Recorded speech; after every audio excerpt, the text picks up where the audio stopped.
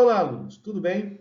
Iniciando mais uma aula do nosso módulo, falaremos agora sobre fundamentação de flexão em barras de seção transversal assimétrica relacionados ao carregamento transversal de cisalhamento. Para a gente poder entender melhor esse conceito que vai ser ensinado na aula de hoje, eu dividi nossa aula em três partes. Na primeira parte da aula, nós vamos ver o carregamento transversal em barras prismáticas, saber como é que eles trabalham, né? E também falaremos sobre a determinação de tensões normais em vigas carregadas perpendicularmente. Na segunda parte da aula, falaremos exclusivamente sobre determinação de tensão de cisalhamento em vigas.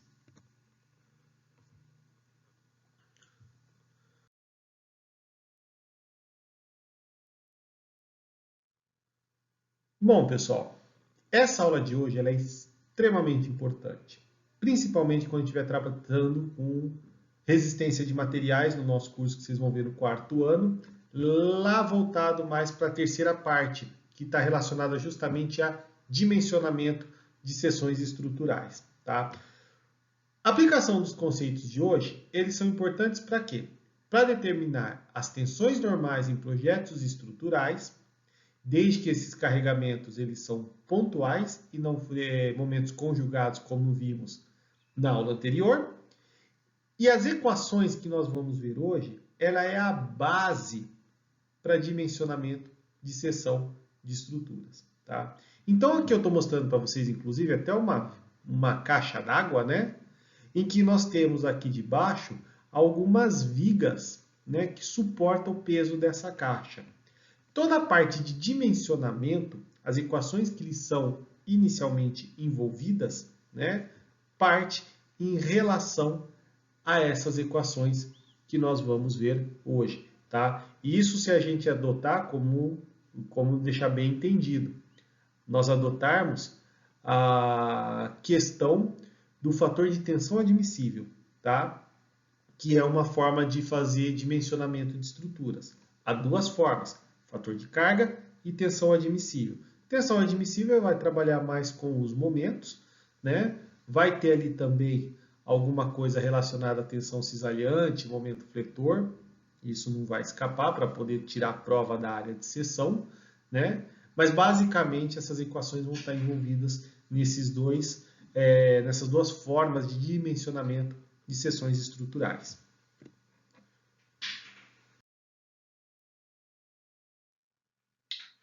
Bom, então a primeira coisa que a gente tem que entender é como que funciona uma flexão por carregamento, tá? Eu deixei claro para vocês na aula seguinte que é o seguinte, o momento não produz força, mas força produz momento, certo? Então o que acontece? Quando a gente tem uma situação em que nós temos uma estrutura que ela é biapoiada, que temos a reação e nós aplicamos uma força, por exemplo, no seu meio vão, né? O que acontece? Como nós temos um braço e uma força aplicada, ela vai produzir momentos. Por isso que a nossa viga ela tem esse giro aqui que lhe é aplicado. Inclusive, é igual ao que seria aplicado se fosse um momento conjugado simples. Tá? Então, a flexão por carregamento é uma força aplicada transversal ao eixo longitudinal, ou seja, quando ela estiver perpendicular ao comprimento da viga, ela vai ser caracterizada por flexões, tá bom? E uma coisa que é interessante é que essa intensidade da flexão, ela vai depender da distância da reação, da distância x da reação de apoio. O que isso quer dizer? Se eu tivesse aqui uma distância x e uma força F, eu vou ter um determinado momento. Se eu aumentar essa distância x sem alterar a força F, eu aumento o momento. Se eu diminuo essa distância x do que é do exemplo inicial, mas mantenho a força F, eu também diminuo o meu momento. Tá? Então vejam que o momento não é uma coisa que só depende da força aplicada. Ela depende do ponto em que eu estou analisando para poder saber sua intensidade. Isso é uma coisa que a gente já vem vendo desde o começo do curso, quando a gente aprendeu lá a fazer a somatória de força e somatória de momento. Né? Isso não vai ser diferente. O que influencia nessa distância x vai ser justamente na intensidade das tensões que lhe são desenvolvidas, tá? Então, quando você tem uma distância maior com a mesma força, a intensidade da tensão normal produzida vai ser maior do que se eu tivesse mantido a distância x inicial, se eu aumentar essa distância em relação ao ponto de apoio. E isso vai traduzir na estrutura em tensões maiores e, logicamente, em áreas de seções maiores para poder suportar esse carregamento.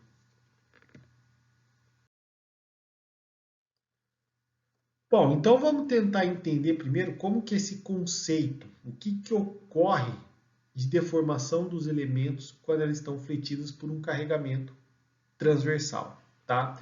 Primeira coisa que a gente tem é um deslocamento no sentido transversal da estrutura, ou seja, se ela está inicialmente com esse formato, ela vai ter esse formato aqui mais sinusoidal, formando um arco, tá? Deflexão variável no sentido longitudinal, tá? O que é? Ao longo do eixo, vamos supor que a gente está tratando com uma viga biapoiada. O que acontece? Essas diferenças de deslocamento são iguais? Não, elas são variáveis. Veja, o que é flecha? A flecha é a distância que a gente chama, que é o eixo Y, né? Daquele ponto em que eu estou analisando, do ponto que ele estava inicialmente, para onde ele foi. Então, veja, essa primeira flecha aqui, ela tem um tamanho X, um tamanho Y. Quando eu vou para um X2, ele vai ter um Y2, um X3, um Y3, e assim por diante, até o momento que a gente vai ter um valor máximo. Nesse caso, para uma viga biapoiada, e o carregamento dele estar justamente nesse ponto de aplicação, que é o que a gente está considerando. Esse ponto mediano no meio onde eu tenho a maior flecha. Depois ele volta a reduzir, tá? Até o ponto de reação de apoio inicial, tá bom? Bom, nesse caso aqui, gente, se aí tiver uma outra configuração de uma viga que está engastada, isso aí vai variar, tá bom? Mas não deixa de ter essa variação ao longo do eixo, ok? Bom, ela também é caracterizada por regiões características de encolhimento e esticamento, tá? O que é encolhimento? Essa região superior aqui, ó, aonde eu estou fazendo essa compressão, aqui ele forma uma pequena barriga.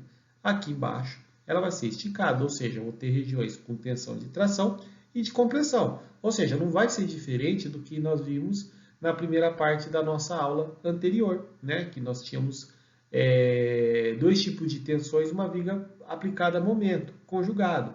Vai ser diferente também para um carregamento perpendicular? Não, não vai ser. Tá? Baixa variação dimensional da área de seção, ou seja, essa nossa área de seção aqui ela vai variar, mas vai ser muito pouco, a ponto de ser desconsiderada, tá bom? E a configuração depende do tipo de vínculo, tá? Ou seja, essa deformação aqui, ela depende do tipo de vínculo em que a nossa estrutura está trabalhando.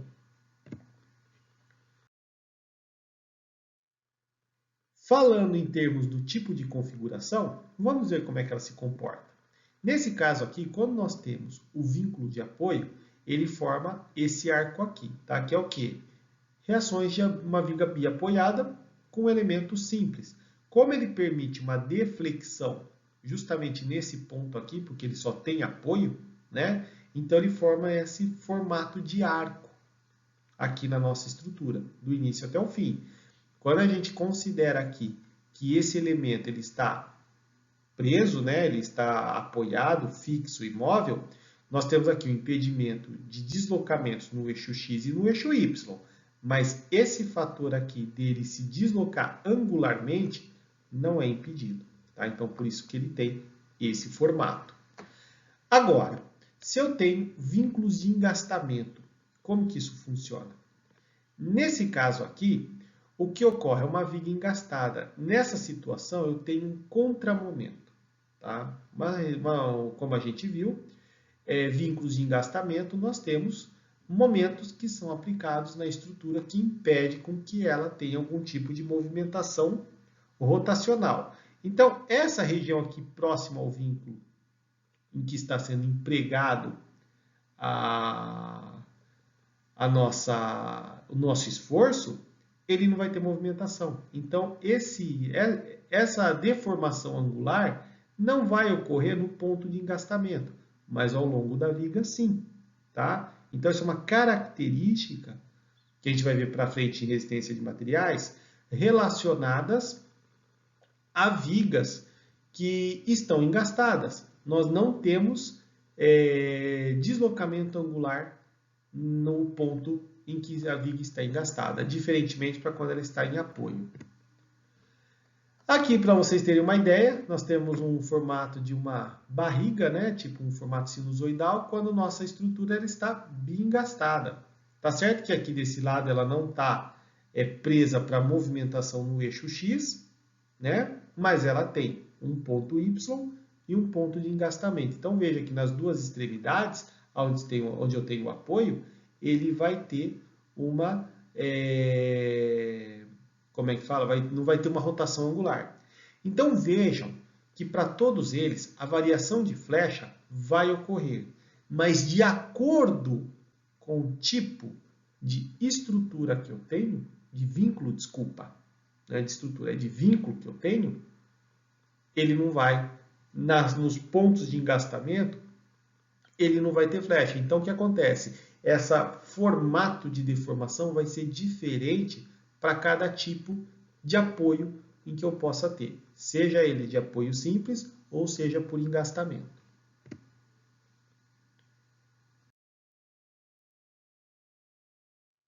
Bom, esse é um trabalho que eu fiz no meu doutorado, tá bom? Em que eu consegui obter por imagens, tá? A deformação de uma viga, tá? Então, numa viga bem engastada, percebam que ela tem realmente esse formato de que nas pontas eu não tenho nenhum tipo de deslocamento, seja linear, seja angular. Essa aqui ela estava bem engastada, né? E a parte central dela tem esse formato sinusoidal. Um outro exemplo aqui foi um trabalho que eu fiz lá também na Unicamp, tá? Em que nós engastamos essa ponta e aqui colocamos uma carga pontual na extremidade. Vejam que essa região aqui, ó, ela está próxima de zero, como indica aqui a nossa linha de cores, né? Até o ponto máximo, aonde ela chega nesse ponto aqui, em que eu tenho a deformação da minha viga. Então, aqui nesse ponto, eu não tenho deformação angular de forma alguma.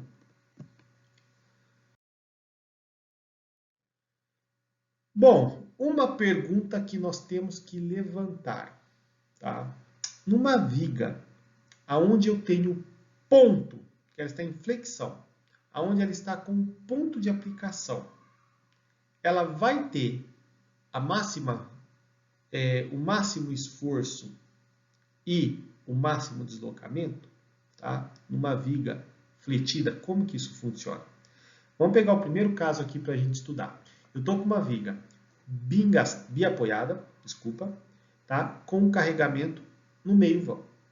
Em termos de deslocamento, a nossa viga vai ter esse formato aqui. Isso aí é uma simulação computacional que eu realizei, coisa que vocês vão aprender a fazer lá na frente em resistência de materiais.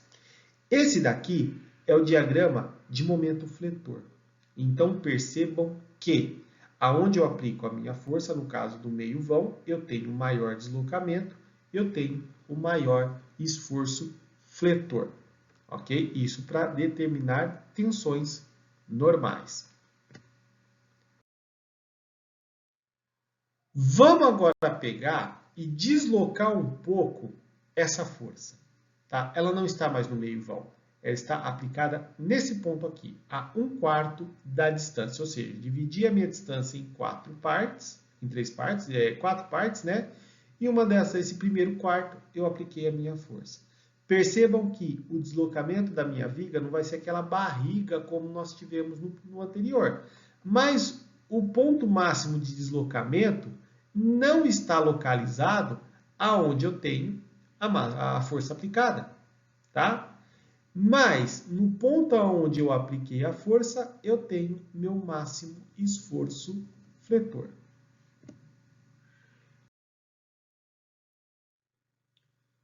Uma outra configuração é quando a gente pode ter carregamento distribuído.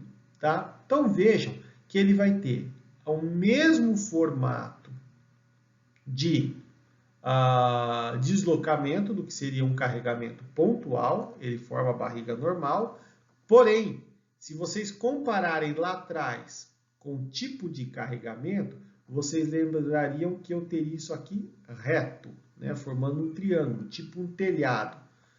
Aqui não, ele tem o mesmo formato pelo fato de ser carregamento distribuído ao longo de toda a estrutura, ele tem uma outra configuração de distribuição de tensão ao longo do comprimento da viga, porém, nessa situação aqui, aonde eu tenho o máximo deslocamento, eu ainda tenho a máxima tensão normal que vai ser aplicada na estrutura. Aqui está meu esforço fletor maior, tá bom? Então, nessa situação, ele ainda está pegando onde tem o máximo deslocamento com o máximo de esforço fletor, tal qual ocorreu no carregamento pontual. A única diferença está ligada ao quê? Está ligada no formato do nosso gráfico de esforços, de momento fletor.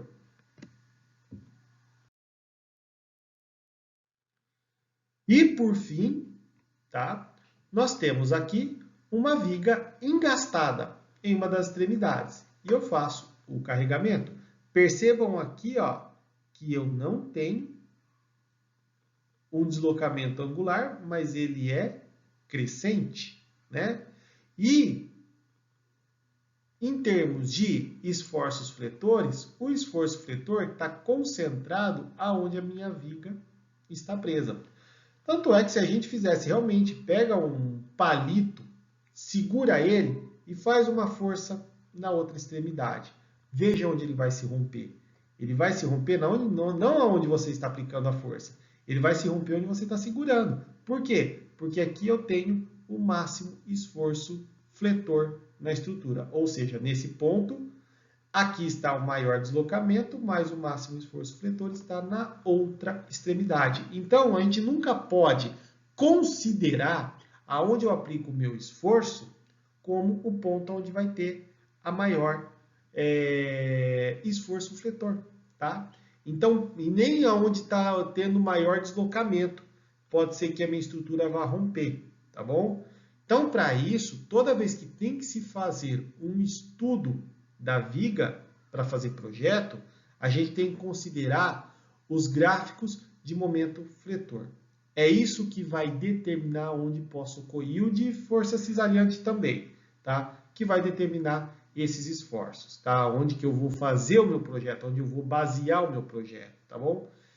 Porém, isso daí é uma matéria que eu estou adiantando, que vocês vão ver lá na frente em resistência dos materiais, ok?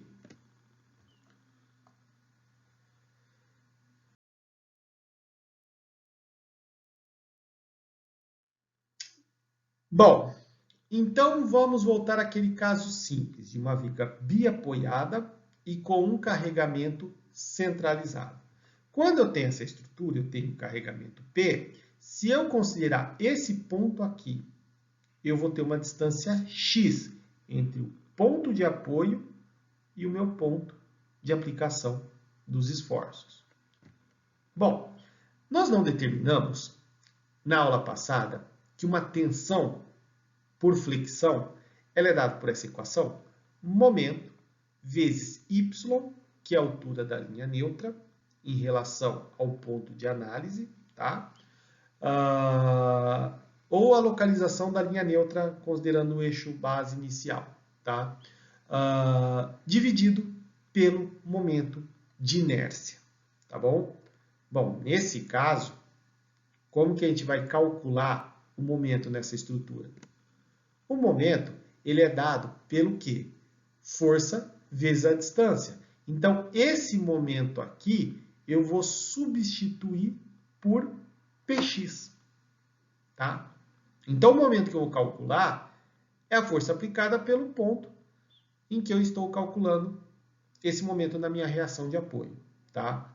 O que isso pode me passar de informação? Que eu posso aumentar uma tensão na minha viga de duas formas, tá? Eu posso aumentar o P tá? Se eu aumentar o P, a força aplicada, eu aumento o momento. Aumentando o momento, eu aumento a minha tensão. Se eu aumentar a distância X, eu pegar minha viga e aumentar essas distâncias de apoio, da mesma forma, eu aumentando o X, eu também aumento a minha tensão fletora, tá bom? Em termos de geométricos, né, como a altura de linha neutra e momento de inércia eles estão ligados, né? Um vale, por exemplo, se eu estiver pegando lá uma área de seção retangular de L de altura, por exemplo, H de altura, tá? Em relação à base, onde começa a minha viga, até o topo dela, eu tenho a altura H. Minha linha neutra, considerando o material que ele seja isotrópico, tá? Que é uma viga metálica, por exemplo, essa altura vai ficar em H sobre 2. Como eu tenho a base igual a B, o meu momento de inércia ficaria BH ao cubo sobre 12, né? E automaticamente esses elementos se cancelariam, porque o H sobre 2 pode ser simplificado com BH ao cubo sobre 12, o que viraria BH ao quadrado sobre 6, tá? Então, o que eu posso fazer também para alterar a minha tensão normal no corpo? Alterar o meu momento de inércia. Quando eu altero meu momento de inércia, eu vou alterar essas tensões. Eu não consigo alterar a altura da linha neutra sem mexer nisso daqui. Tá? Então, essa simplificação mostra mais fácil que o momento de inércia é um elemento fácil para a gente alterar as tensões num corpo. Tá? E como eu estou falando que o momento de inércia é BH ao cubo, se eu tenho ali uma viga que aumente uma unidade B, ele vai aumentar um valor X. Quando eu faço esse aumento de unidade considerando o H é elevado ao cubo. Então, o efeito em cima do momento de inércia é aumentando a altura dele, né, em relação a onde está aplicando a carga, né? Então, se tiver a carga nesse sentido, esse eixo Y aqui é H e esse é o B. Se a carga estiver nesse sentido, aí a gente inverte. É HB ao cubo sobre 12, tá? Não confundam isso. Então, aí a base aqui vai ter um maior efeito. Mas, em termos de maneiras gerais, vigas sempre são solicitadas no eixo Y, quando a gente vai desenhar no plano.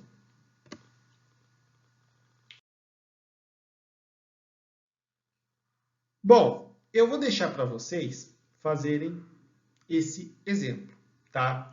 Depois vai ter ali um arquivo extra, num vídeo, que eu mostro como vocês, a solução desse exercício. Mas tentem primeiro fazer o exercício para compreender como que ele deve ser desenvolvido, tá bom? Então, uma viga de 10 metros de comprimento, com área de seção de base por altura, como sendo 10 por 20 centímetros ao quadrado, tá? Recebe uma carga de 10 kN a 2 metros de sua extremidade. Calcule a tensão normal da viga. Então, vou deixar esse exercício para vocês fazerem. Depois que fizerem, vocês podem conferir a resolução no link que eu vou deixar dentro do próprio AVA, ok? Bom, turma, então termina essa primeira parte da nossa aula sobre tensões normais em vigas em vigas solicitadas por carregamento transversal de cisalhamento, tá bom? Na próxima parte da aula, nós vamos trabalhar diretamente com as tensões cisalhantes, tá bom? Então, vai lá, toma água, respira um pouco, tenta resolver o exercício, veja a resolução e depois você volta para a próxima parte da nossa aula, tá bom? Um grande abraço e até lá!